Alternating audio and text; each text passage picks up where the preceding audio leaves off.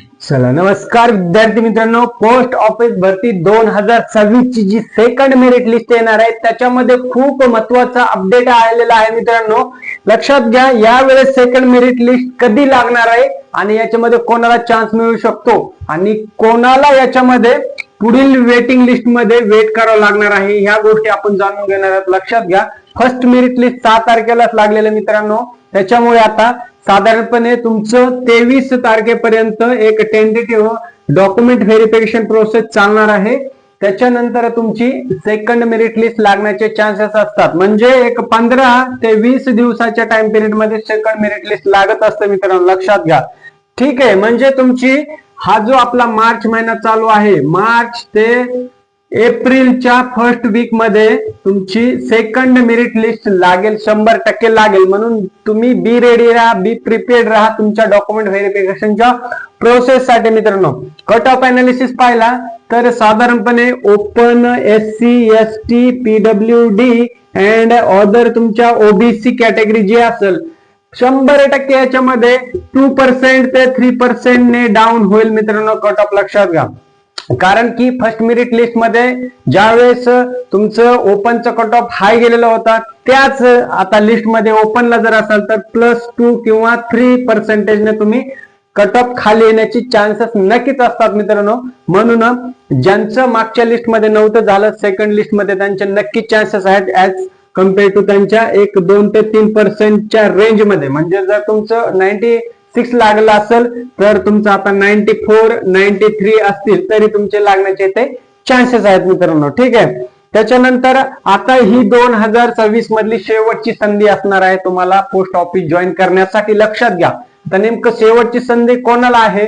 जर तुमचं फर्स्ट मध्ये जर नसेल लागलं असेल तर बेस्ट, सेकंड मध्ये लागलं तरी तुम्हाला शेवटची संधी, थर्ड मध्ये लागलं तरी सुद्धा शेवटची संधी आणि फोर्थ मध्ये लागलं तरी सुद्धा शेवटची संधी. आणि जर सेकंड, थर्ड, फोर्थ मध्ये जरी नाही लागलं तरी सुद्धा शेवटची संधी. तुम्ही म्हणाल मग ही शेवटची संधी असं का नेमकं? पण लक्षात घ्या, शेवटची संधी नेमके कोणाला असणार आहे? लक्षात घ्या, पोस्ट ऑफिसचा क्रायटेरिया साधारणपणे 18 ते वर्ष 40 पर्यंत आहे. जर तुमचं या लिस्ट मध्ये लागलं म्हणजे 2026च्या GDS भरतीमध्ये तुमचा निकाल लागला, पॉझिटिव्ह निकाल लागला, तुमचं सिलेक्शन झालं तर तुम्ही नक्कीच इथे जॉईन करू शकता. परंतु जर नाही झालं तर तुम्हाला 26 मधली शेवटची संधी असू शकते, पुढे तुम्हाला अप्लाय करता येणार नाही. पण नेमकं अप्लाय कोणाला करता येणार नाही? लक्षात घ्या, ज्यांचं एज 40+ असेल त्यांना थोडासा प्रॉब्लेम येऊ शकतो, कारण एज क्रायटेरिया दरवर्षी तोच असतो, थोडा प्लस मायनस मागे पुढे होऊ शकतो, नोटिफिकेशन वरती डिपेंड आहे. परंतु आता तुम्ही ओपन आहात, SC, ST, OBC category, PWD या कॅटेगरी मधून असाल तर एज रिलॅक्सेशन तिथं दिलेलं असं साधारणपणे 3 वर्ष, साधारणपणे 5 वर्ष ओबीसी साठी 3 आणि 5 वर्ष SC, ST साठी दिलेलं असतं.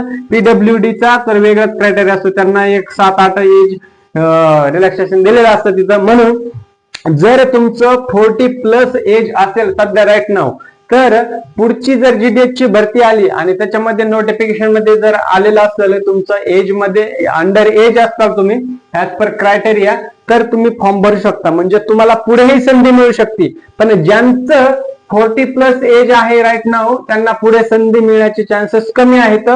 हे 40+ हे जे एज रिलॅक्सेशन आहे त्याच्यामध्ये जर तुम्ही बसला तरच तुम्हाला संधी भेटू शकते, जर नाही तर मग तुमचं हे शेवटचं वर्ष असू शकतं. लक्षात घ्या, आता काय होतंय 2026 ची जी GDS भरती त्याच्यामध्ये रिसेंटली जे पास आउट झालेले कॅन्डिडेट म्हणजे 26 मधले कॅन्डिडेट तर फॉर्म भरू शकत नाहीत.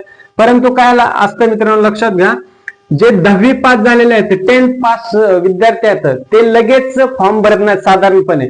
खूप रेअर केसला इथे काय करत असतात तर विद्यार्थी मित्र जे ग्रामीण भागात आहेत किंवा ज्यांना पुढे शिक्षण घ्यायची इच्छा नाही किंवा परिस्थितीमुळे शिक्षण घेऊ शकत नाहीत, ते विद्यार्थी काय करत असतात 10वी-12वी बेसवर जॉब फाइंड आउट करण्यासाठी ट्राय करत असतात. म्हणून ते थोड्या प्रमाणातच 10वी झाले की लगेच अर्ज करणारे थोडेसेच विद्यार्थी असतात, थोडेसेच. मग इथे दुसरा पॉइंट काय आहे, ज्यांची 10वी एक 7-8-10 वर्षापूर्वी झाली आणि त्यांना पर्सेंटेज चांगला आहे, आता करिअर त्यांना कुठेतरी स्टेबल करायचं आहे किंवा सिंपल साधा त्यांना गव्हर्नमेंट जॉब पाहिजे आहे, अशा वेळेस मागील 10 वर्ष पास आउट झालेले विद्यार्थी सुद्धा इथे फॉर्म भरत असतात. जे लेटेस्ट पास आउट होतील म्हणजे 2026 ला जे पास होतील, 2027 ला जी GDS भरती येईल त्याच्यामध्ये ते लगेच अप्लाय करत नाही, काही प्रमाणात करतात, पण फ्रेशर्स जे असतात म्हणजे ज्यांची रिसेंटली 10वी-12वी 1-2 वर्षापूर्वी झाली त्यांची कॉम्पिटिशन नेहमीच कमी असते मित्रांनो. ठीक आहे, हा इथे सगळ्यात महत्वाचा पॉइंट आपल्याला लक्षात घेण्यासारखा आहे.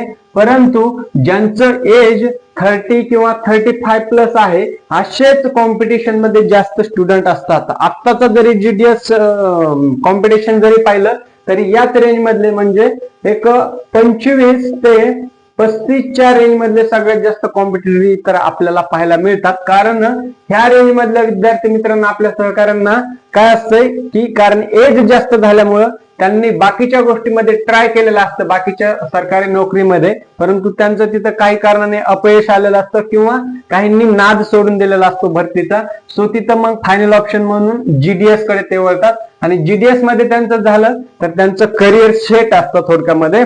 कारण की जीडीएस जरी फुल टाइम गव्हर्नमेंट भरती नसली तरी थोडक्यामध्ये सेमी गव्हर्नमेंट टाइप भरती आहे, म्हणून ते सगळे विद्यार्थी कॉम्पिटिशन मध्ये येत असतात.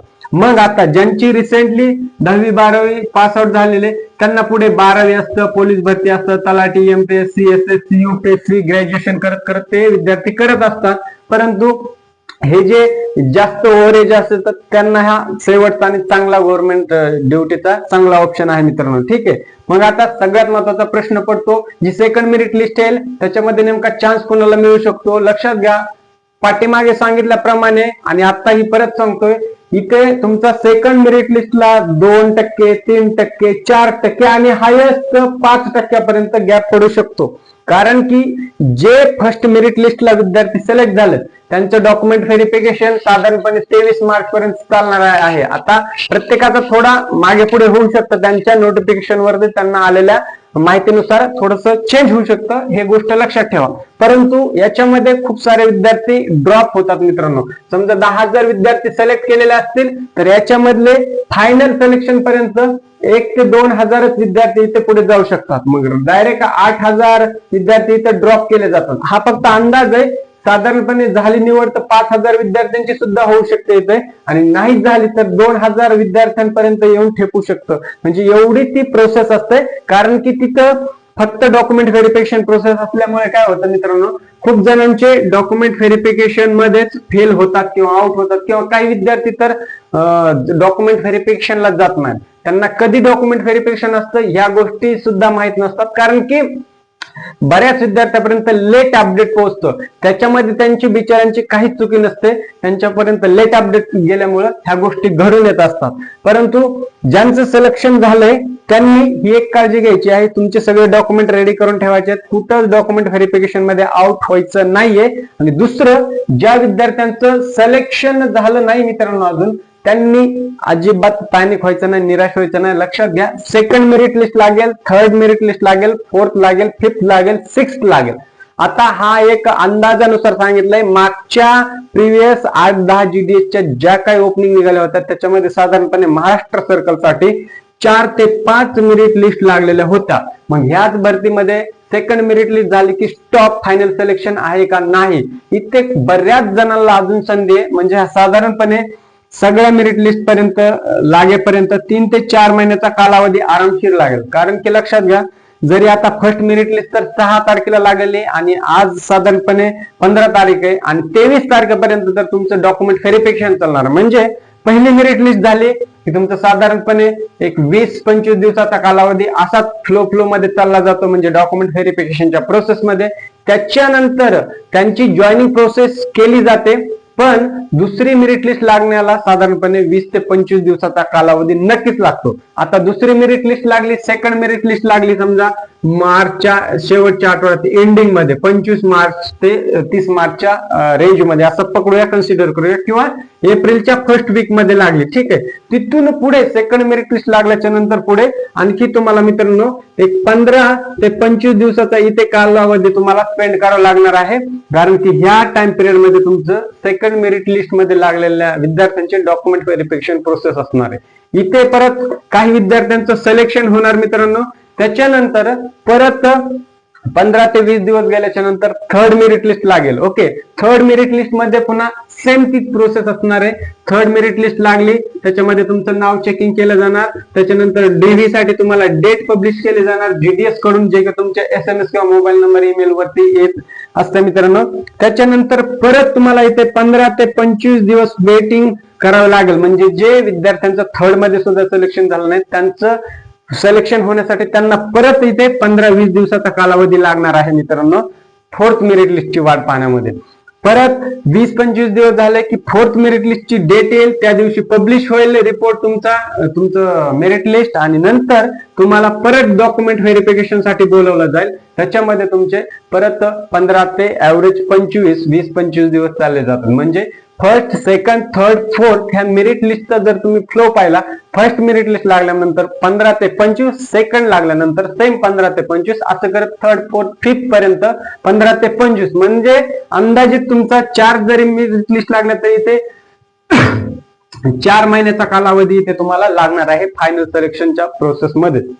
ठीक आहे, म्हणून तुम्हाला जर वाटत असेल आता मी पहिल्या मेरिट लिस्ट मध्ये माझा थोडासा 2-3 टक्क्यावरून नंबर मिस झाला किंवा माझा नंबर लागला नाही, परंतु आता जशीच तुमची सेकंड मेरिट लिस्ट येईल तसंच मी तुम्हाला अपडेट करत सगळ्या गोष्टी.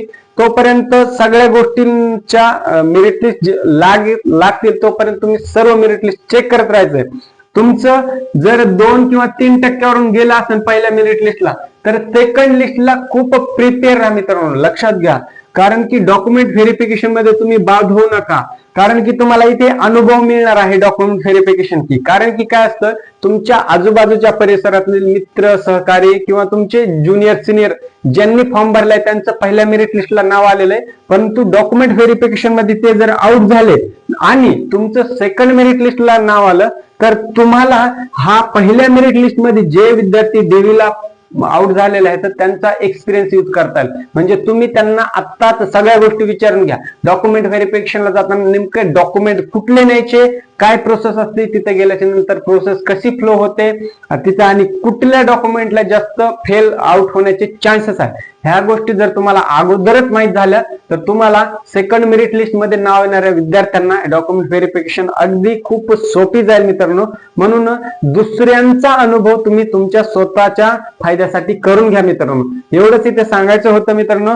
तुमचे आता फक्त किती पर्सेंटेज आहेत ते मला कमेंट बॉक्स मध्ये कमेंट करा, आणि तुमची कितव्या मेरिट लिस्ट पर्यंत तुमचं नाव येण्याची तुम्हाला अपेक्षा आहे ते सुद्धा कमेंट करा. म्हणजे तसं तसं बाकीच्या गोष्टी आपल्याला त्याच्यानुसार स्ट्रॅटेजी ठरवता येईल, पुढे काही प्रॉब्लेम येणार नाही. याच्यासाठी मित्रांनो फक्त या 2 गोष्टी कमेंट करा, तुमचे पर्सेंटेज आणि कितव्या लिस्ट पर्यंत तुमचं नाव येऊ शकतं असं तुम्हाला वाटतं, एवढंच कमेंट करा. तुमचे आणखी दुसरे प्रश्न असतील तर कमेंट मध्ये नक्कीच मला विचारा, डॉक्युमेंट रिलेटेड असतील, अजून व्हॉट एव्हर तुमचे जे असतील ते, त्याचं उत्तर 100% देईल मित्रांनो. इथेच थांबतो, भेटूया नवीन व्हिडिओ मध्ये नवीन अपडेट सोबत. तोपर्यंत जय हिंद मित्रांनो, धन्यवाद आणि राम राम.